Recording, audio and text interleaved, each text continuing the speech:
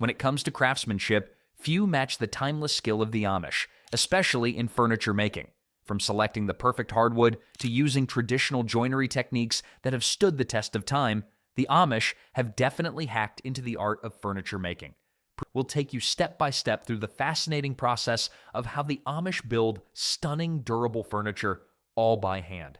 Stay tuned to learn the secrets behind the Amish unmatched creativity. When it comes to building sturdy, long-lasting furniture, the Amish know a thing or two about picking the right materials. Let's be real, if your furniture is made from cheap, flimsy wood, it's not going to survive the first Thanksgiving dinner, let alone be passed down to your grandkids. The Amish, however, aren't into shortcuts. They choose their wood like it's the main ingredient in Grandma's secret apple pie recipe. Only the best will do. They prefer hardwoods like oak, cherry, maple, and sometimes walnut. Why? Because these woods are tough as nails, without needing nails, durable, and age beautifully. It's like choosing the LeBron James of woods. They're strong, dependable, and guaranteed to perform well for decades. Plus, they're sourced locally, usually from forests nearby. Now, the way they select this wood isn't some casual, pick the first log you see kind of process. The Amish carefully examine each piece of lumber. They're looking for wood that's been properly aged and dried, because no one wants their furniture to shrink, warp, or develop a crack the size of the Grand Canyon over time. It's a bit like how I look at avocados in the store. No bruises, no blemishes, just perfection. Only, I'm going to eat that avocado within 2 days, whereas Amish furniture is built to last generations. You know what else is cool? They understand that each type of wood has its own personality. For example, oak is like that tough, no-nonsense grandpa who's been through it all. It's dense and resists wear like a champ. Maple, on the other hand, is the smooth, polished cousin who's always looking fresh. It has a fine grain and looks incredible with lighter stains. Cherry wood, though, that's the elegant aunt who gets better with age. Literally. Cherry darkens over time, giving it a deep, rich color as the years go by. Talk about aging like a fine wine. Let's not forget about walnut. This wood is like the suave uncle who knows his way around a room. Sleek, dark, and oh so sophisticated. The Amish might use it for special pieces that need a little extra flair. So, how can you get your hands on this top-tier wood? Well, some Amish communities have their own sawmills where they can carefully process the timber themselves. If you do not have a sawmill hanging around, you can do what other Amish people do, and that is purchasing wood from nearby mills that they trust. The point is, they're not rolling up to the local home improvement store for a bulk deal. It's all about quality, not convenience. And I get it. You wouldn't make a sandwich with stale bread, would you? Same goes for furniture. Here's where the real magic happens. By using these locally sourced hardwoods, the Amish are building pieces that are naturally resistant to damage. They're heavy-duty, like the tank of the furniture world. I mean, did you know that oak is so strong it's often used in shipbuilding? So, if you ever feel the need to build a boat from your dining room table, not sure why you would, but hey, life is full of surprises, you might just be in luck. In short, the Amish select their materials with the same care and attention to detail that goes into the rest of their furniture making process. They're not messing around. When you're aiming for heirloom quality craftsmanship, starting with the right wood is half the battle. The other half? Well, we'll get into that in the next steps, but let's just say once you get the right quality of wood, you're in good hands from here on out. Once the Amish have their hands on the finest hardwoods, the next step is to get it ready for action. Before any cutting, sanding, or assembling happens, the wood has to be prepped. Think of it like prepping your ingredients before making a big family meal. You wouldn't throw everything into the pot without chopping it up first, right? Same idea here. The Amish typically use hand tools or a small amount of machinery to prepare the wood. This is where it gets interesting because while most of us might fire up a power saw or hit the lumber store for pre-cut pieces, the Amish are all about doing it the old-fashioned way. They take the time to measure, cut, and smooth each piece of wood by hand or with some minimal machinery. The result? Precision. No shortcuts, no mistakes. Now, you're probably thinking, wait, they do this by hand? Yes, they do, and no, they don't end up with jagged, uneven boards. The Amish are masters at using hand tools like planes, saws, and scrapers to get everything just right. It's a bit like how I'm terrible at cooking without a recipe, but Somehow, these guys manage to work without needing a set of blueprints every time. Their years of experience allow them to eyeball measurements and ensure everything fits like a glove. But how does this speed things up? Here's the secret. By carefully prepping each piece in advance, they eliminate the need for constant adjustments during the assembly phase. It's like if you were to chop all your vegetables and get your spices out before you start cooking. It makes the actual cooking, or in this case, building, go much faster. The only product we'll ever promote on our channel is a book by Claude Davis, a veteran prepper, about 126 superfoods and preservation methods from crisis times like the Great Depression and wartime that are impossible to find elsewhere. We decided to promote his book because we are the last generation able to share these techniques and superfoods to our children or grandchildren.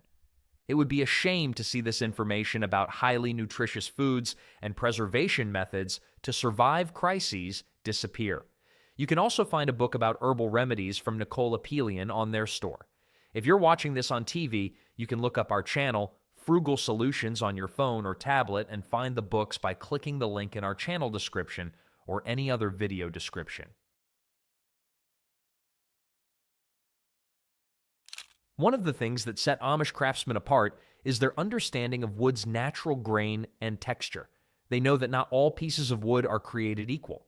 Some might be rough and need extra smoothing, while others could have a natural curve that could turn into a beautiful feature of the finished product. This attention to detail speeds up the process later because they don't have to redo anything once it's all assembled. It's not all just about chopping away at the wood, though. The Amish also dry the wood properly before they start. If the wood's too wet, it could warp, crack, or shrink over time. And trust me, nobody wants a wobbly table after a year or two, especially when you're serving mashed potatoes to guests. They dry the wood naturally or in a kiln, making sure all the moisture is gone before they begin shaping it.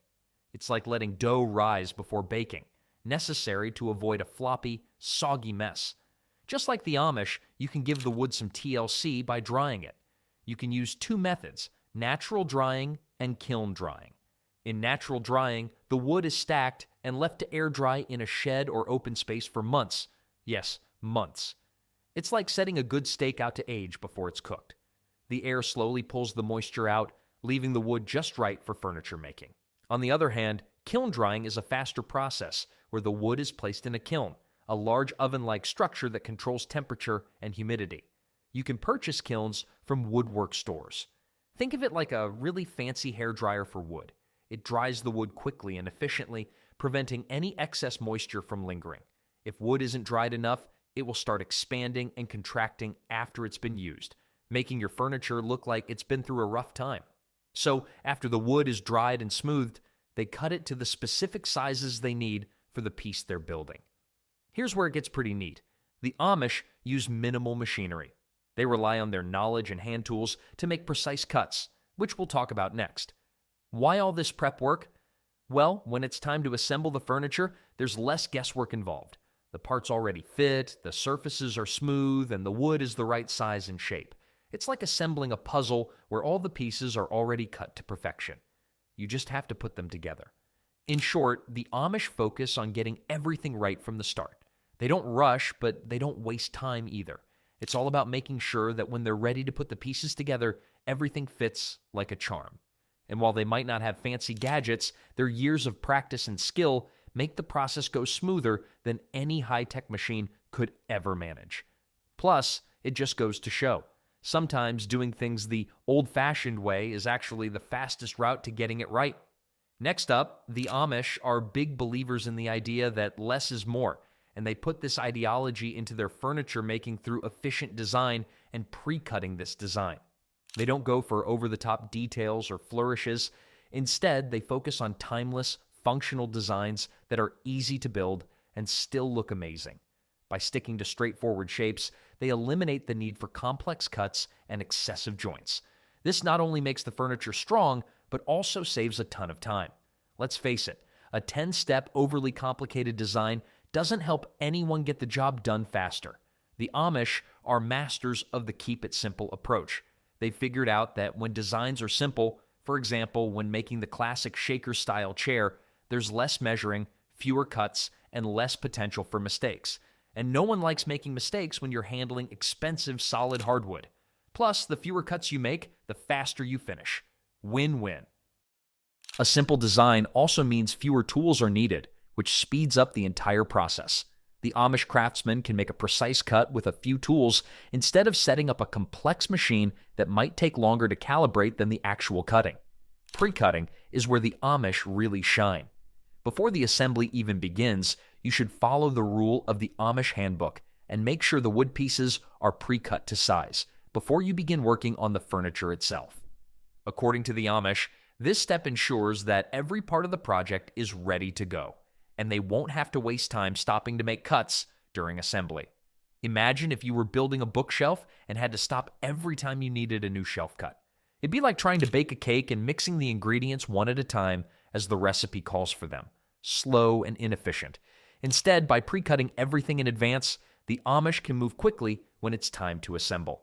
Pre-cutting involves several key steps to ensure precision in furniture making.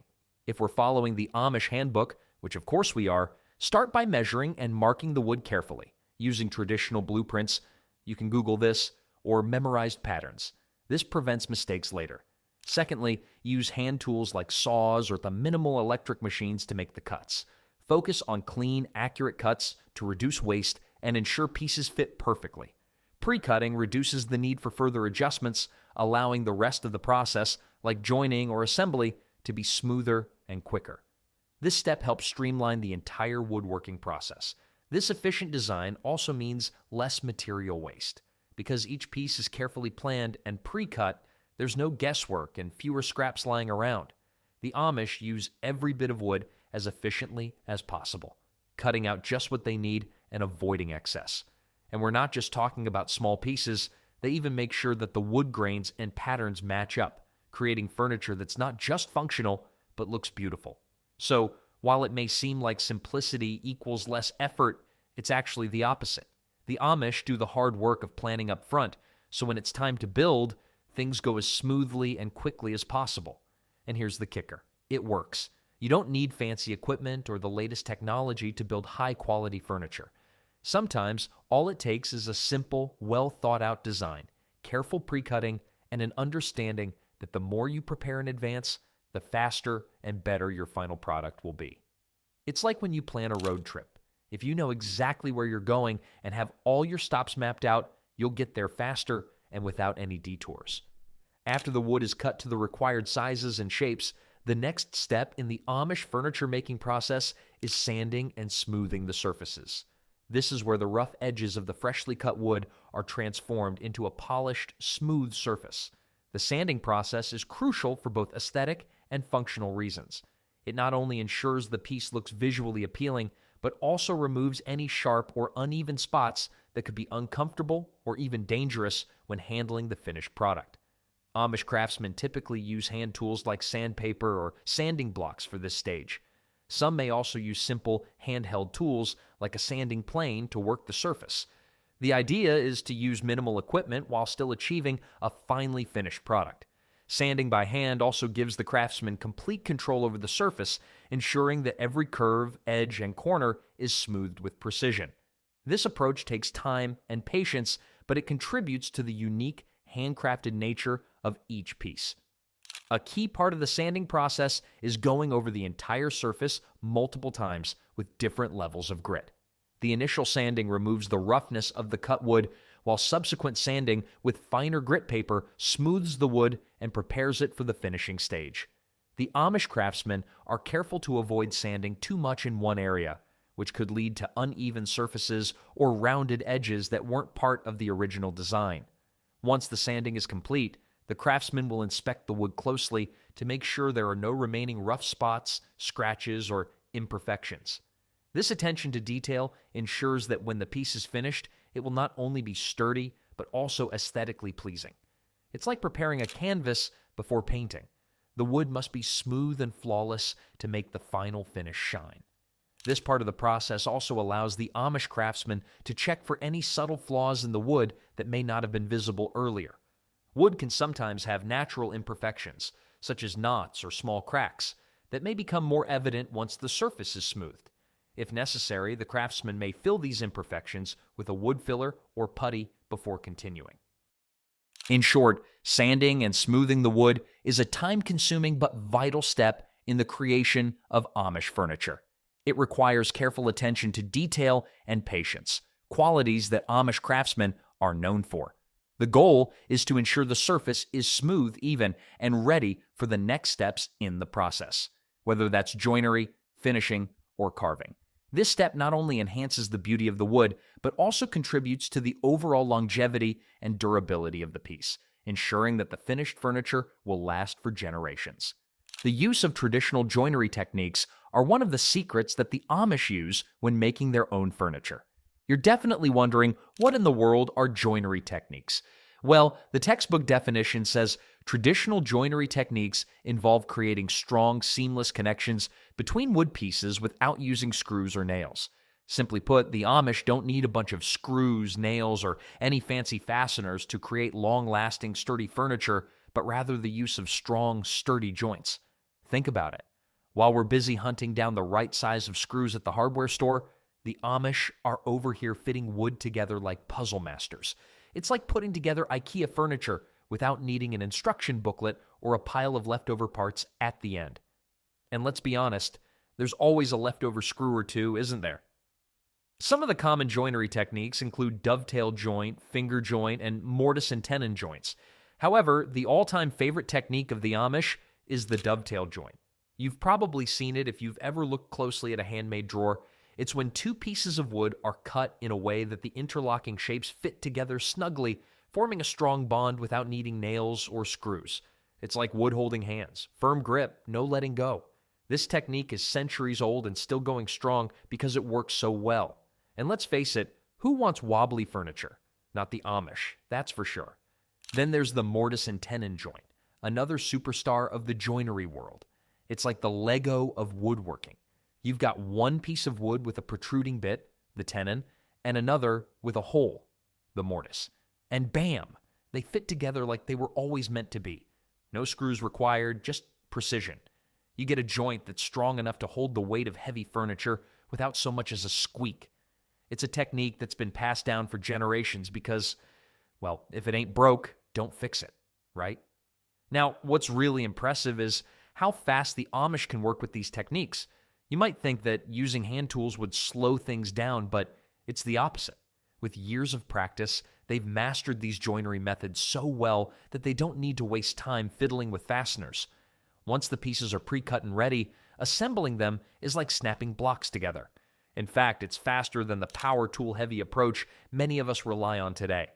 I mean, sure, power tools are great for some things, but they come with setup time, noise, and the occasional slip-up that leaves a gouge where you didn't want one. The Amish avoid all that hassle with their tried-and-true methods. However, even though we don't have mastery of joinery techniques like the Amish, it won't hurt to know how to try. Like the Amish, traditional joinery techniques need hands-on practice and training using basic tools such as chisels, saws, and mallets. You can begin by studying the different types of joints. For dovetail joints, imagine two puzzle pieces. You cut one piece into a shape like a dove's tail, wide at the end, and the other piece gets matching cuts to fit perfectly together. When they're joined, they stay tight without nails. The tapered shape is what locks the pieces together. When it comes to using the mortise and tenon joinery technique, think of it like sticking a peg into a hole. You carve a hole, mortise, in one wood piece, and a peg, tenon, on the other, then fit them together. Finger joints are like interlocking your fingers. You cut matching square fingers into the ends of two boards, and when you fit them together, it's a strong bond. For further detailed knowledge, there are woodworking courses and books you can read to be able to perfectly achieve mastering joinery techniques like the Amish community. What's even more mind-blowing is that this technique, which seems so simple and old-fashioned, is actually stronger than most modern methods. You could probably throw an old Amish-built chair across the room, not that you'd want to, think of the craftsmanship, and it'd still stand tall, joints intact. Compare that to your standard mass-produced furniture, where a loose screw can turn a chair into a wobbly mess. You know what else is great about these joints? They allow the wood to expand and contract naturally with changes in temperature and humidity. So, if you're living in a place where winters are cold and summers are hot, Amish furniture won't crack under the pressure of shifting seasons. The joinery flexes with the wood like a good pair of jeans after Thanksgiving dinner. And let's not forget the aesthetic side of things. There's a real beauty to these traditional techniques. Dovetails, in particular, give off a kind of I was made by hand vibe that just feels right. It's the kind of craftsmanship that doesn't scream for attention, but still turns heads when someone gets up close. And when you tell your guests, oh yeah, this was made without any nails, it's guaranteed to earn some respect. So, while the rest of the world has moved on to industrial fasteners and shortcuts, the Amish stick to what works. They've got the patience, the skill, and the know-how to create furniture that isn't just built to last, but built to last without all the bells and whistles. And honestly, that's something we could all learn from. Less fuss, more quality. Plus, it's a heck of a lot quieter than the buzz of a power drill. Once the Amish have figured out which joinery techniques to use for their furniture, they lay out the groundwork next by pre-assembly planning. The Amish take a careful, detailed approach to this stage, ensuring that every piece of the puzzle is ready to fit together with minimal effort during assembly, because everything they do is aimed at smoothness and efficiency. Before a single joint is fastened, every measurement is double-checked and every component is examined to ensure it's perfectly cut and prepped. This minimizes hiccups and last-minute adjustments, speeding up the process. That's basically the summary of pre-assembly planning. Think of it like packing for a trip. If you plan carefully, you won't forget anything. Similarly, the Amish rely on precise planning to avoid surprises. They use blueprints that are often tried and tested, or sometimes these plans are memorized and passed down through generations. When you already know how things will fit together, there's no need to pause and rethink during the build. This step is all about preparation and foresight. For example, if you're making a wooden table, each leg, top, and support will already be shaped and smoothed in the planning stage. That way, when it's time to assemble, you're just putting everything in its place without fuss. This careful planning isn't just for efficiency, it's how they ensure quality too. By reducing guesswork, they reduce mistakes. When it comes down to planning out your furniture before assembling, you must understand the design. You can do this by reviewing the blueprints or design plans of what you're making, like what the Amish do, ensuring you know the final look and function of the piece. Next up, you have to carefully measure and mark all wood pieces for precise cutting. That was basically said in wood prepping, but it doesn't hurt to double-check your dimensions. Cut the wood components in advance based on the design plan, ensuring everything fits together seamlessly. Lastly, the Amish most definitely dry fit. That is assembling the pieces without glue or nails to check for proper alignment and fit, adjusting as necessary before final assembly.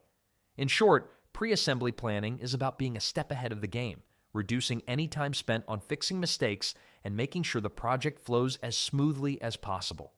It's efficient with purpose, turning what could be a chaotic building process into a well-orchestrated assembly.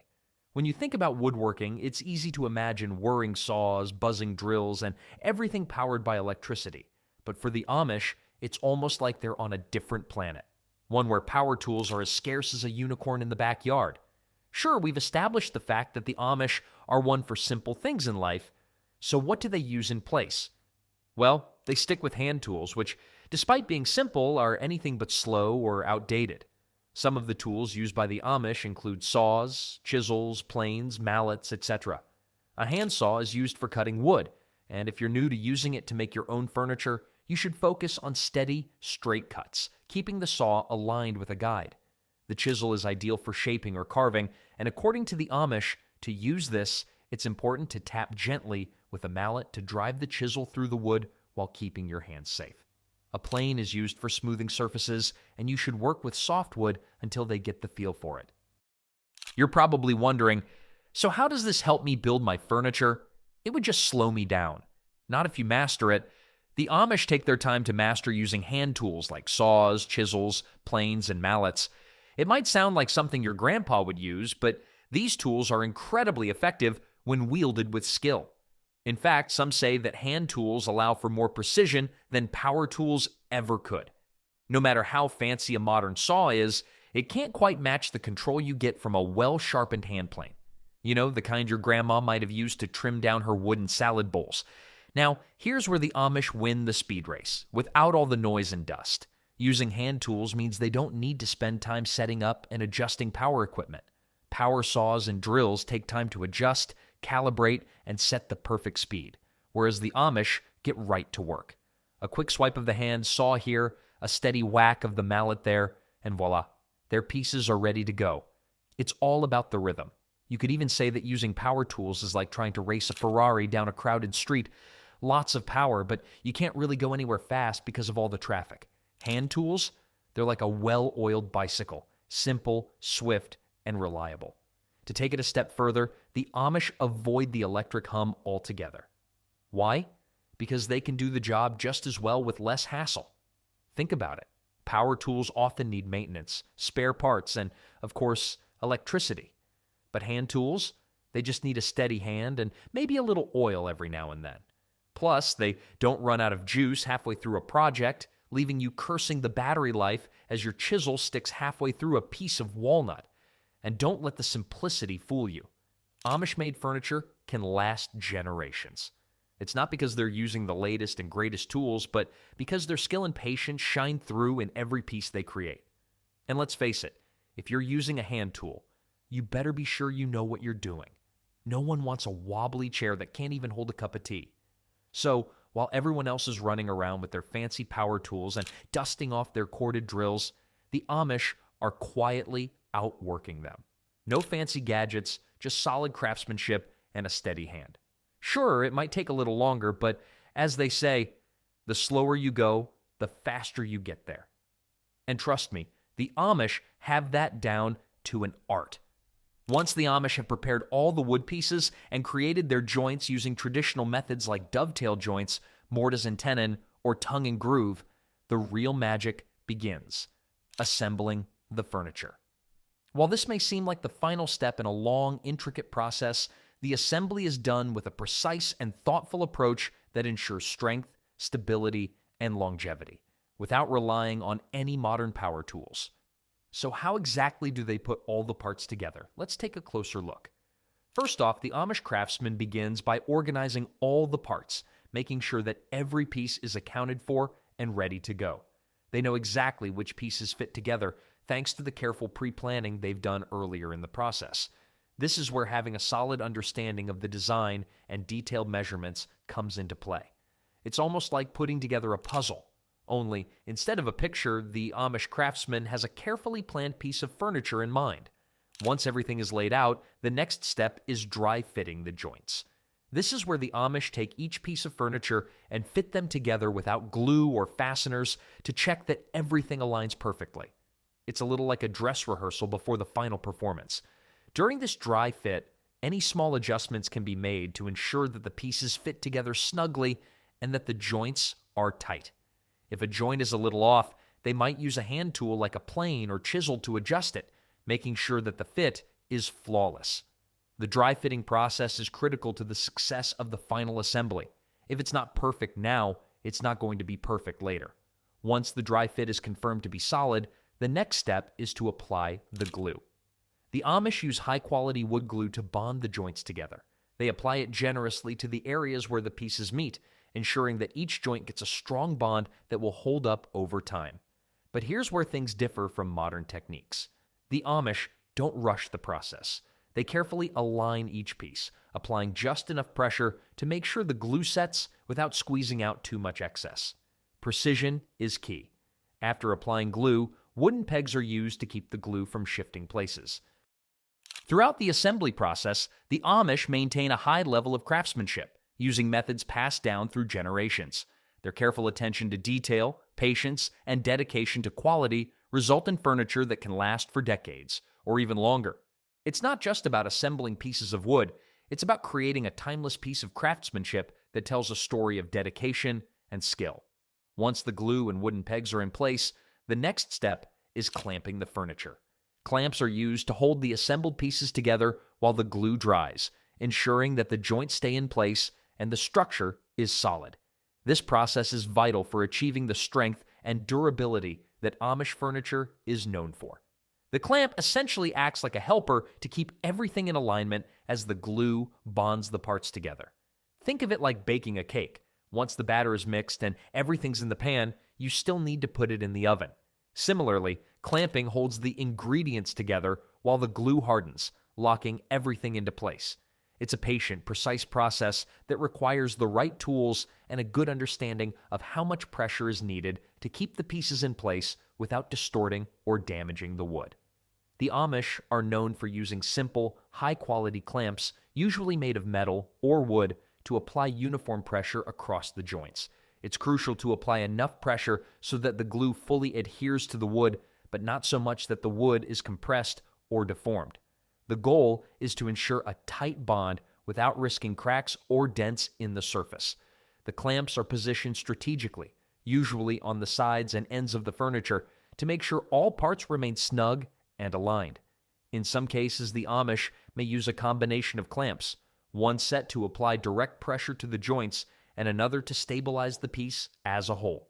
Depending on the size and complexity of the furniture, it may take anywhere from 30 minutes to several hours for the glue to fully dry. During this time, the craftsman keeps a close eye on the piece, making sure the clamps are applied evenly and that no part of the piece shifts out of place. Once the glue has dried and the clamps are removed, the furniture is structurally sound. The joints are now firmly bonded, and the piece is ready for the next steps, whether that's additional sanding, detailing, or finishing. At this point, the furniture is no longer just a pile of parts. It's starting to take shape as a solid, functional piece ready to stand the test of time. This step is not rushed. In fact, it's one of the most important parts of the entire process. Proper clamping guarantees that the piece doesn't just look good, but will also be durable for generations. The Amish understand that building something to last requires patience and precision, qualities they are known for. So while the clamps are busy doing their job, the craftsman might take a well-deserved break, perhaps grabbing a cup of coffee while his or her work continues to come together piece by piece. Once the main structure of the furniture is assembled and all the joints are secure, it's time for the final touches: hand carving and detailing. Whether it's adding intricate designs to the legs of a table or carving a decorative flourish on the back of a chair, this part is all about enhancing the beauty and functionality of the piece.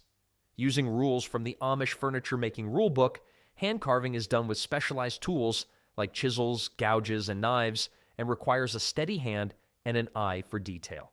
It's not about rushing through the process. Instead, it's about precision. Amish craftsmen may carve a simple pattern along the edges, create floral motifs, or add decorative elements that highlight the natural beauty of the wood. In some cases, the carvings may be functional as well as decorative, such as providing a smooth grip for handles or adding texture to the furniture's surface. If the furniture piece has any additional design elements like grooves for inlays or custom moldings, these are also added during this stage. The work requires patience and attention to detail. Sometimes the carving is so delicate that it seems like the craftsman is more sculpting than simply carving. And let's be honest, this process can be pretty satisfying to watch. If you've ever seen someone carve a block of wood into a beautiful pattern, you know exactly what I mean.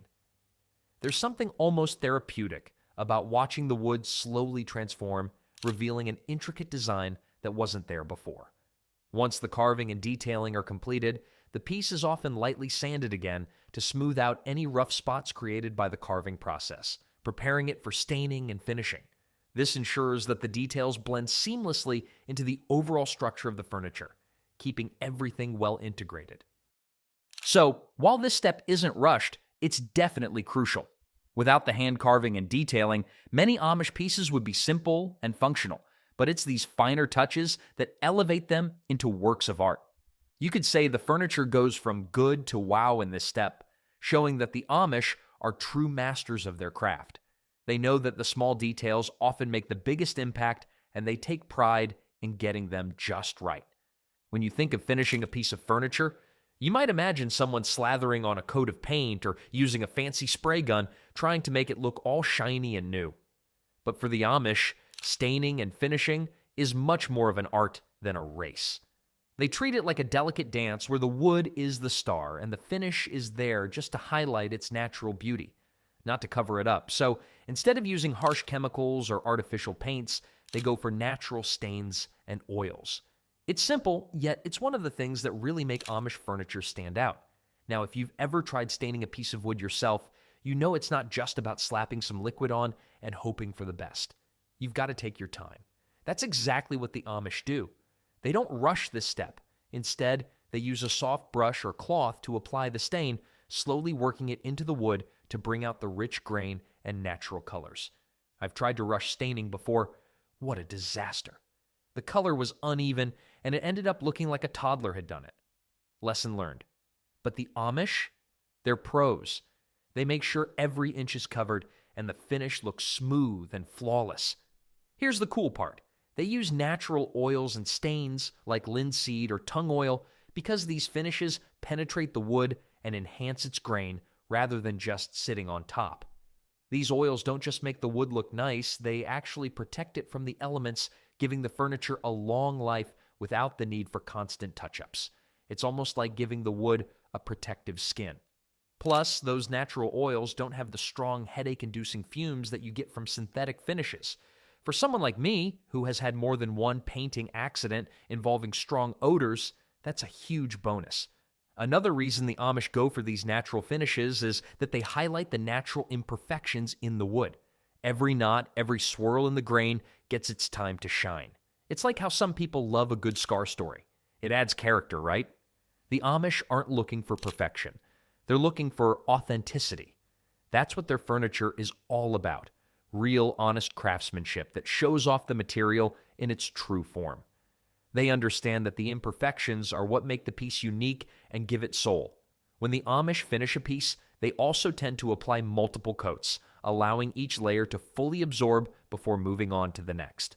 This method not only improves the look of the wood, but it also ensures that the finish lasts longer. You won't see them slapping on one thin layer and calling it a day. Oh no, they take their time. I mean, I'm the kind of person who's impatiently waiting for my morning coffee, so I respect anyone who can take the time to patiently finish each step with care. And here's a fun little fact. Amish craftsmen often mix their own finishes from scratch. They'll blend different oils or add a bit of beeswax to create a finish that's perfectly suited for each specific piece. It's like a secret recipe passed down through generations, and it's what gives each piece that warm, inviting glow. They don't just pick up whatever's on sale at the hardware store. No, they make sure the finish is as unique as the wood itself. For a beginner, this might seem a bit intimidating, but don't worry. The key is patience. Start small, apply a thin coat, and let it dry completely before adding another. Use natural products and keep it simple. You'll get that same warm, rich look that makes Amish furniture so desirable. Sure, it might take a little longer than rushing through with a quick spray can, but the result? Well, it speaks for itself. Once the furniture is fully assembled, stained, and the finishing coats are in place, the next step is the final polishing. This is where the piece is given its wow factor, and the full beauty of the wood is brought out. Think of it as the cherry on top of an already impressive cake. The polishing process is all about making the wood shine, highlighting the natural grain, and ensuring that the furniture has a sleek, smooth surface that invites touch and admiration. To begin, a soft cloth or brush is used to gently rub the surface. The goal is to apply a light layer of polish that will enhance the wood's natural shine without overpowering the subtle texture and color created by the previous steps. This is not the time for heavy-handedness. Too much polish can make the piece look artificial, and the Amish are all about letting the wood's authenticity shine through. Often, a combination of wax or natural oils is used for this step, depending on the piece's intended look. The oils help bring out the deep hues of the wood, while wax adds a soft luster that can make the furniture feel inviting and luxurious. The craftsman's touch is key in making sure that the furniture is polished evenly with no streaks or heavy spots. Now, this is where it gets interesting. Not only does the furniture become more visually appealing, but it also gets a subtle protective layer. Polishing seals the surface, giving it extra durability and resistance against dust, dirt, and spills. But the real magic happens when you run your hand across the smooth surface of the finished piece. The polished wood feels like silk, almost like the furniture is inviting you to sit down and make yourself comfortable. The Amish take their time with this step, ensuring that the final result reflects the care and dedication they've put into every other part of the furniture making process. There's no rushing through the final polishing. It's about creating something that not only looks amazing, but feels great to the touch too. And here's a fun tidbit. Amish furniture, after being polished, often has a rich, warm glow that makes the piece look like it's been around for decades, even if it's brand new. It's the magic of natural materials and traditional craftsmanship. So, when you're admiring that hand-polished finish, just remember, it's not only about the looks, it's about making a piece that will stand the test of time.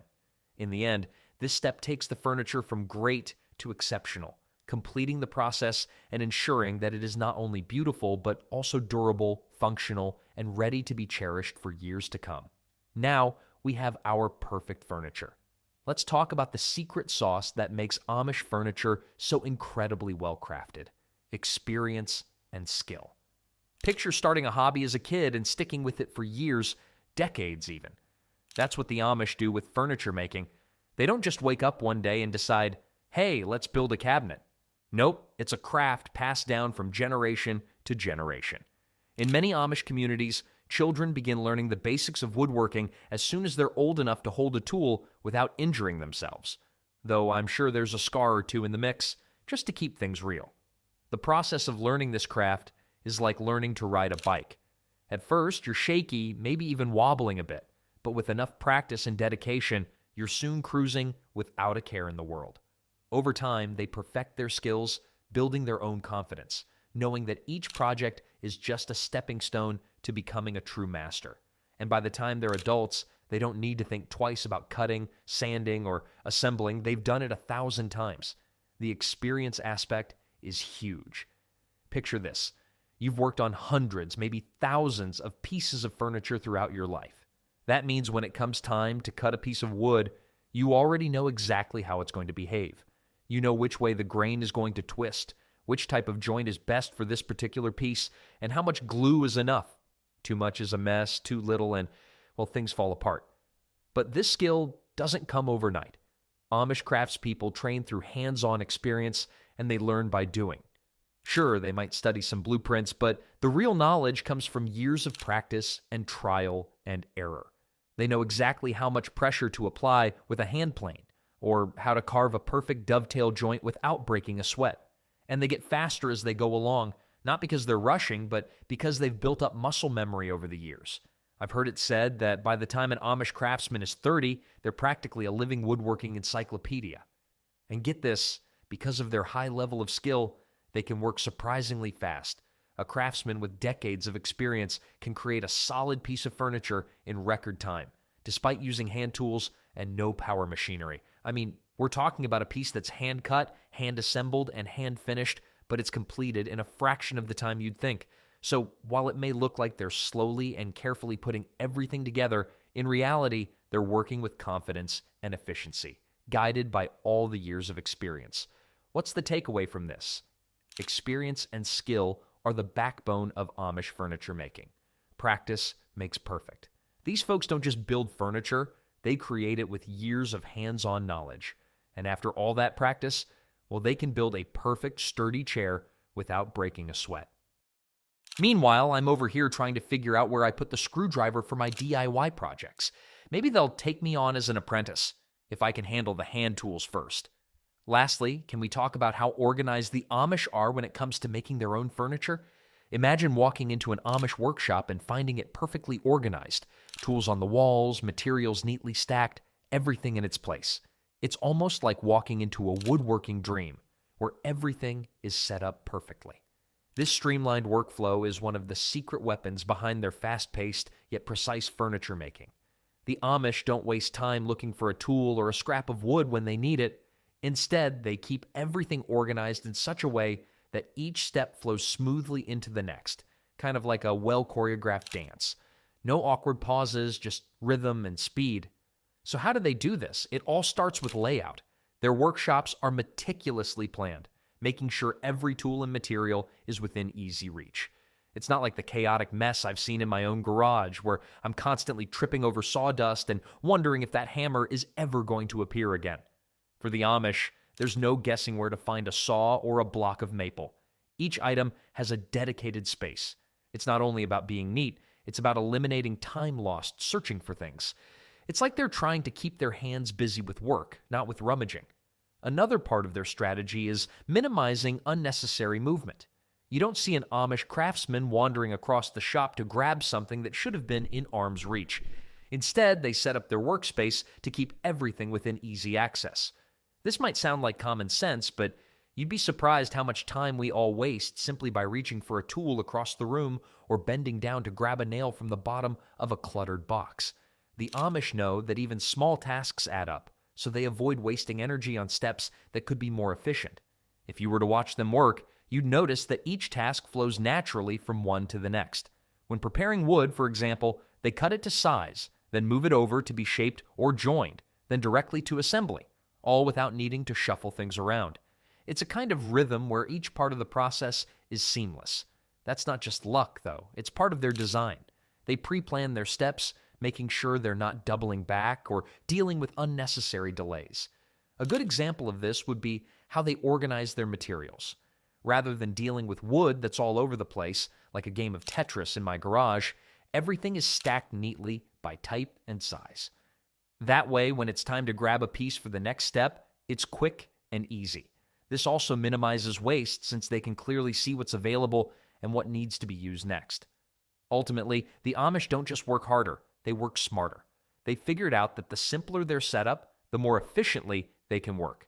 And while they may not be running around like headless chickens, like I tend to do in my own shop, they manage to complete a project much faster while maintaining the high quality they're known for. So the next time you're in a rush to get a project done, maybe take a page from the Amish playbook and focus on how to streamline your own process. It could save you more time than you think. Each piece of Amish furniture tells a story. From selecting the finest local hardwoods to using minimal tools, every step of the process is about achieving quality. So, the next time you see a well-crafted Amish chair or table, know that it's not just furniture, it's a piece of history. It's furniture that not only holds the promise of lasting through the years, but also carries with it the dedication of the people who made it. And who knows, maybe after watching all of this, you'll find yourself wanting to try out the Amish steps and making your turn. Or you'll find yourself admiring the elegance of Amish furniture just a little bit more. Whether you're sitting on it or standing in awe of it,